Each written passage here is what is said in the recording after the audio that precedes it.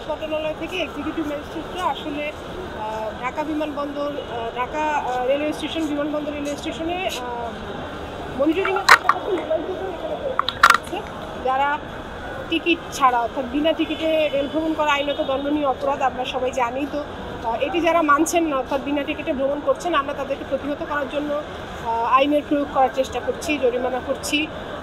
ক্ষেত্র বিশেষে যেখানে সচেতন করার প্রয়োজন রয়েছে সেখানে সবাইকে সাথে নিয়ে আমাদের সাথে যারা দায়িত্ব পালন করছেন সবাই মিলে একসাথে একটা টিম হিসেবে আমরা এটা প্রতিহত করার চেষ্টা করছি। আমরা আজকে যথেষ্ট পরিমাণে, আসলে এক্স্যাক্ট সংখ্যাটা আমি পরিমাণ এরকম বলতে পারছি না। ডকুমেন্টস আমরা যতগুলো ট্রেন ছেড়ে গিয়েছে তার মধ্যে র্যান্ডম আমরা চেক করেছি। র্যান্ডম চেক করে যাকে যাকে টিকিট ছাড়া পাওয়া গিয়েছে আমরা সেখানে জরিমানা করেছি।